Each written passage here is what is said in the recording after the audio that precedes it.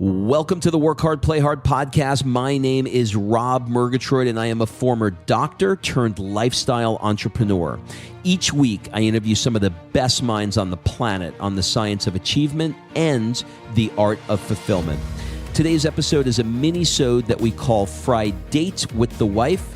In these mini-sodes, my wife Kim and I deconstruct the strategies that we've developed over the last decade to not only grow personally, but to turn our struggles into lessons and create fulfillment in all areas of our lives. Excuses are over. It's time to live. Let's dig into today's topic. All right, before we jump into this episode, I want to invite you to be considered for my Work Hard, Play Hard Mastermind by completing an application at workhardplayhardmastermind.com. So this mastermind is not like any mastermind you may have been to or heard of, I promise you. This mastermind is for 6 to 7 figure entrepreneurs that are working too damn much and aren't taking the time to have amazing experiences around the world with an incredible tribe of people. So every 100 days or so, I drop you into new experiences that are specifically designed to elevate your thinking, to give you new ideas. Look, you get your best ideas not staring at a computer. And actually, this is the way high-level people really collaborate with each other. They do it over a glass of champagne, watching the sunset in the south of France. So if you are ready to do some fun stuff around the world and really, really want to level up your tribe in one shot, fill out an application at workhardplayhardmastermind.com. We'll jump on a call and we'll see if it's a good fit. All right, let's jump into today's episode. Kimberly, aren't you lucky, Murgatroyd? Don't you love to hear that? Oh my God, you guys are so lucky. You guys are so lucky. How, like, you're like, God, I wish. Now, which part of the luck is the action? God, you guys are so, you guys are so lucky. What they don't know is the shitstorm that we live in on a daily basis, trying to take these big ideas, these big goals, these scary, what do they call them? Big audacious goals, and put them into action and put them into our life. And that shit requires a lot of upset in our life. For example, we wake up in the morning feeling like P. Diddy. And like we get a call from, the attorney, and the attorney is like, hey, the consulate responded to you. Have you responded yet? What's going on? And it's like from the moment we open our eyes until we go to sleep, it's chaos because we know that we're moving mountains to be able to accomplish what we want. But looking in from the other side, they hear us having a conversation about moving our family, going to Italy. And they're like, that's so nice. I mean, that's incredible. What they don't understand is what goes on behind it. Yeah. So I think, today we kind of wanted to chat about envy and the green monster, whatever you want to call it, because we all experience it from time to time. And right now, us moving to Italy and publicly sharing it is triggering a lot of people, I think. All positive best wishes to us. No, there's nothing negative coming our way. But what I'm getting often is, oh my God, you're so lucky. Oh my God, you're so blessed, or whatever version of that. And I think that kind of, there's two sides of this, right? So there's the you're so lucky you can do this, which always, I get the sentiment on that, but it feels like it negates the fact that we designed this life. You know what I mean? Like telling me I'm lucky, it feels like I won the lottery, or something. And you know what? Maybe I was dealt a different set of cards. I don't know. I mean, I do believe that we all have a destiny, but I just believe that some of us are not listening to it. We're not listening to the voice inside, and we're pushing it down. And, I was reading this new book that Gabby Bernstein did. It's an Audible original. And she was talking about envy. And she was saying that envy is, it pops up because it's representing an undeveloped part of you that you actually wish to fulfill. And so when people perceive what we're doing or what we're about to do with this move to Italy, it's kind of a reflection of something within themselves that they're denying. And for us, when we feel that nudge, when we feel that envy, when we feel that pull to what someone else is doing, we try to ask ourselves, why is this lighting something up in us? And so her thing in the book was allow your envy to show you your greatness. So if you're being provoked by something to go, must be nice, or, oh my God, that's amazing, and you just want to like think about it and talk about it, ask yourself, like, what is that greatness for you? If you're feeling envious or jealous of what someone else has, or your perception of what their life is, ask yourself, do the work. Okay, this is where the work comes in. The work is, why is this popping up for me? Why is this a big deal for me? Why am I so envious of this? Why am I so jealous of this? What is the thing that I want, that I'm seeing in that life that I want, that I don't have? And maybe I'm denying that to myself, or maybe I'm too scared to step up, or maybe I have limiting beliefs. Like, this is where the work is done to figure out what you want. And what you and I did with moving to Italy is we listened to the voice inside. We played stupid idea time. We decided we literally used our dream life course. What do we want? Played stupid idea time. And we mitigated the downsides of this and made a decision on what we are going to do and how we are going to move forward. And, so instead of a must be nice response, the next time you see someone that has something you want, maybe try figuring out what is it in what they're doing that you want, and work through our dream life, method, and figure it out for yourself and stop denying yourself. I know that was long-winded. No, I hope it made sense. Yeah, no, it makes perfect sense. One of the things that I saw a video that Tim Ferriss did recently. It was really good, and it was on intuition. And I'll circle back to how this relates to what you were just saying. He said, I don't know that I fully, and I think Tim Ferriss is not fully cooked yet. I think he's getting there. He's just younger than I am. So everybody's sort of like on their way to being baked. He's amazing. He's amazing. He's amazing. But I think this intuition piece, I know what you're about to talk about, the video last night, it was lacking for me. Yeah. And one of the things that he said that was not lacking for me is, he said, what I do is I try and match up my head, my heart, and my gut. And so when I'm faced with a decision, like we'll continue on with the example of Italy. When I'm faced with a decision about going to Italy, I check in with my head and say, is it a yes or a no? And then I check in with my heart, put my hands on my heart, and I ask, is it a yes or no? And then I go in with my gut. He said, and sometimes I'm conflicted, but if there's a no anywhere, if any part of my body has a contraction where there's a no to a decision, then it's categorically a no, because it's not a hell yeah.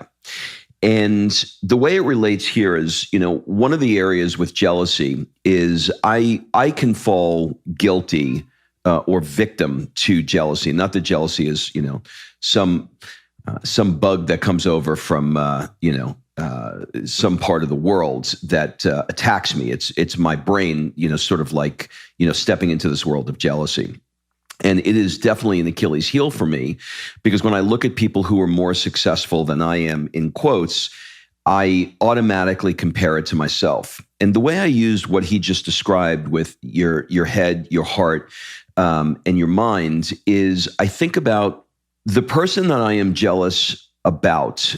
Do I want to do the thing that I'm jealous about? So, if I look at somebody, we'll use the example, because I have a lot of friends who are in the corporate space, and they have hundreds and in some cases thousands of employees. And I'm like, oh my God, they're exiting their company for a couple of $100 million. But when I think about that and I say, do I want to have the thousands of employees to manage? And the answer is no. So it sort of interrupts the jealousy. So if something comes up for you, whether you see us making a move to California, or you see us making a move to Italy, or you see a friend of yours that has a company, whatever it is, let's make it neutral. If something comes up for you, I think you have to do two things. One is say, if I had it, would I really want it? By doing that, head, heart, and gut check. And then the other thing is to really check in and say, well, what is being triggered inside of you that is making you feel that way? And it has nothing to do, clearly, I mean, obviously this has nothing to do with the other person. It has more to do with an unrecognized part of you, or how did you describe it? An unfulfilled part? Yeah, it's an unfulfilled part of you that you're denying yourself. Mm-hmm. And so here's my problem with what he said, the head, the heart, and if one area says no. My head says no to a lot of shit. Like, my head is constantly evaluating, strategizing. And initially, when we talked about Italy, my head said, no, we're not going this year. There's too much to do. There's no way we can fit it all in. I'm going to be overwhelmed. I'm going to be panicked. And my head was leading that charge. And so we said, we're not doing it for a year and a half. And then my heart woke up one day and went, yeah, sorry, head, you're out. And for me, I think the head has the limiting beliefs. And that's my problem with what he said is, yeah, no, I actually think you should get in alignment. But when you are in alignment, your head and your heart are your inner being. You're in the same place, and they're going to come up with the same answer. So for me, the heart trumps the others. With the head, the heart, and the gut. First of all, the head is the head. The heart and the gut are, to me, kind of the same. They're one and the same. But if you are truly in alignment, if you have a practice of something that gets you into true alignment, your head and your heart will be in the same place. And if you are having a big no in your head, you need to do more work than just go, it's a no for me, because it's not a hell yeah. No, sometimes you have to do the work and go, why is it a no? What's the limiting belief that I have surrounding this? What is the thing that, like our friend Darren was super helpful for me, because when I woke up in Miami and my head was going, you're going to be in a shitstorm over the summer and you're going to be overwhelmed and crazy. But my heart was going, yeah, but I want to go.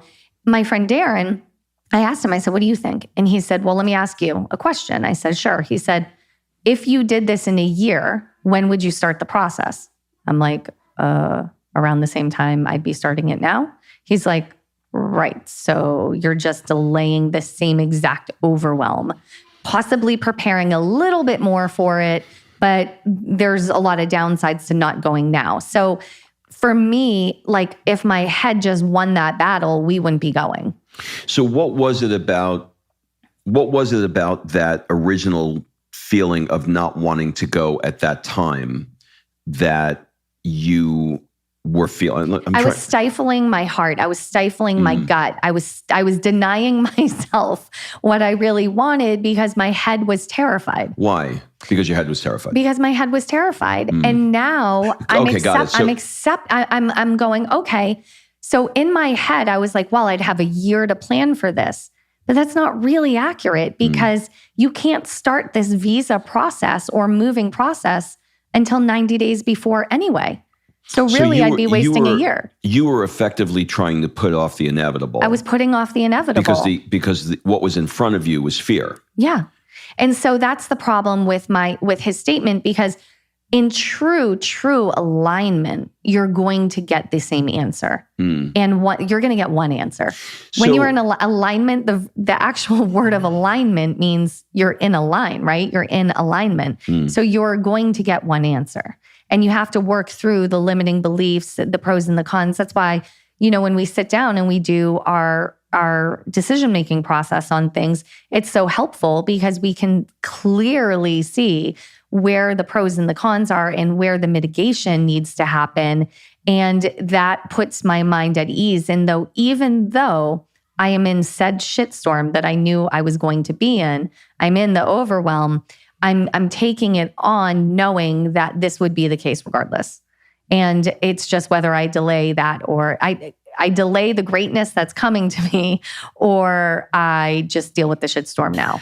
Well, let's talk about that. So when somebody makes a decision to lean into something that they're after, right? So they get jealous, they get envious. They ask themselves, what am I denying myself that I'm seeing in this? They make the decision to go after their greatness. Yeah, and they step into it. And when they step into it, it isn't pretty. It isn't organized. It is generally chaotic and a bit of a shitstorm. So how are you managing your way through the 1,000 things that you need to do? And the reason why I'm doing this is because people are either in, one or two of these stages. They're either about to begin something like this, or they're in the midst of something like this. And there's a switchback point, right? I'm no mountain climber. I'm no. You're not an outdoorsy fella. I don't even know what somebody does who hits a switchback, but I think they're a mountain climber. The switchback is always like, if you keep going, you go. It's the point where you're about to give up. Is that point where you can find the secret passage to get back down the mountain, right? It's the switchback. So, how do you recommend somebody go through this time that's really, really difficult and it feels like they're making no headway at all? Like they've made a decision, they're doing something big, new, and scary. Yeah, but nothing's changing, and it's like it feels like nothing is happening. I think that tapping into the tools you have, I'm guilty of not doing this and then correcting myself this week. I definitely hit a point of overwhelm, frustration, fear. I allowed fear to creep in. And then I had to tap into the tools I know. So I did meditation, and I did a special meditation, actually also from Gabby Bernstein, where you're basically handing over the problem and allowing whatever guides you to guide you to the solution. And that was helpful for me because it feels like I have a team of guides that are helping me work towards this. I had to ask myself what is trying to come through here multiple times, and see all potential possibilities of why these roadblocks I'm hitting are actually silver linings that are coming. I had to remind myself of that. I bought a necklace that has a mantra, I choose joy, and I'm wearing it because I need to stay focused in choosing joy. And I need to remind myself every single day that everything is always working out for us. And so it's the tapping back into the tools. This is the biggest part. You can listen to every podcast in the world. You can go to all the events. You can read all the books. But until you put the shit you learn into action in the times that you need it, you are not going to move forward. There will be no momentum. You cannot shelf help your way through issues. You have to tap back into. So once I found myself being negative, frustrated, overwhelmed, and basically a bitch, I had to correct myself. I felt like Caesar Milaning myself.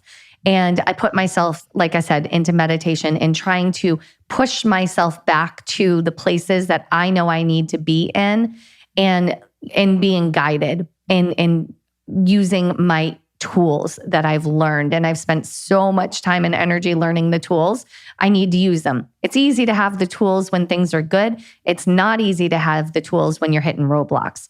And that's when they're needed though. You use them, you practice them when things are good, so they're sharp when you need them. Does that answer it?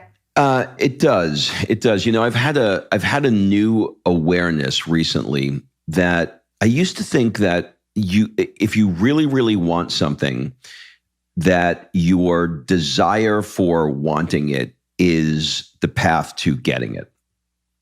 And I don't feel that way anymore. In fact, I almost feel like really, really wanting something is problematic in getting it. So if you really, really want to be thin or really, really want to be rich, we'll take the two that everybody wants, right? There's an implication within that statement that you don't have it. And so you're coming from a place of lack, and you're coming from a place of not having. So when I think about, this path that we're on to go to Italy, and I really, really want to get the visa from the consulate. I really, really want to get this, palazzo in Florence. I really, really want to get. There's an energy that is associated with those things that feels like you're coming from lack. And what I'm doing now is I am imagining the green lights of everything just happening and going through, and knowing that I'm guided. And when it feels like for some reason or another I'm not guided, then I'm interrupting the pattern and asking myself, well, what's trying to come through here? Like what you said earlier. So I'm just looking at things a little bit differently. Now, it's easy to do, or it's easy to talk about when the stakes aren't so high. But when the stakes are really, really high, and you have you got to get your kid in school, and you have to, let your current landlord know that you're moving out, and all of those things that are associated with it, it gets trickier to allow the universe to unfold in your favor. But I think that's really where the work is. It is. That's where the work is. And you have to dig in and use, like I said, you have to use the tools. So to use the tools when shit hits the fan, you got to sharpen the tools when it's not hitting the fan. So that's daily practice, right? And I admittedly have fallen out of daily practice and meditation because my plate is becoming more and more full we got a lot going on this summer between masterminds and my business, your business, the podcast, Sophia, moving, doing a month in Greece. I mean, look, first world problems. All of them, right? Starting new businesses, but our plates are very full, and I am not doing a great job of plugging in the areas that keep me balanced and keep me emotionally balanced. And so getting back to that for me is what I need to do, and where I need to go with this. And so I know we kind of ranged around on this podcast with starting off with, oh, you're so lucky. I mean, but to tie it back to what you originally said, when you think, oh, they're moving to Italy, this is so amazing. Like Rob said, the organization of what needs to happen over the next 90 days to truly make this dream a reality it's a 3-ring circus. And, don't just look at the highlight reel. We've actually been filming a lot of this, and we have a new project that we'll be releasing down the road. But there's a lot going on behind the scenes. And so with us or with anyone else, when you feel that nudge of envy, that nudge of everything, two things. One, you got to ask yourself what you're denying yourself, what greatness you're denying in yourself. But two, you have to actually unpack that and see what it is you want. Because like in Rob's example, you may not want exactly what that other person is doing, but you might be envious of them taking the risk and taking the chance. But you have to understand on the other side of it, that what comes with that is a lot of great work too. All right. We'll leave you with this. If you want to get rid of the stress and the anxiety that you have in your life, go to gratitude. It will make it disappear. It's not easy to do when you're in stress, because the last thing you want to do is count your blessings. You just want to get shit done. But I'm speaking mostly to myself right now. So that's it, everybody. We'll see you next week. Bye-bye. All right. Thanks for listening. If you love this episode and you know someone that needs some help in either stepping up their work hard game or their play hard game, it would mean the world to me if you shared this podcast with them to help me get this movement out there. So if you like what you heard, head on over to iTunes, take 30 seconds and leave me a 5-star review, and I will be forever grateful. So until the next episode, excuses are over. It's time to live.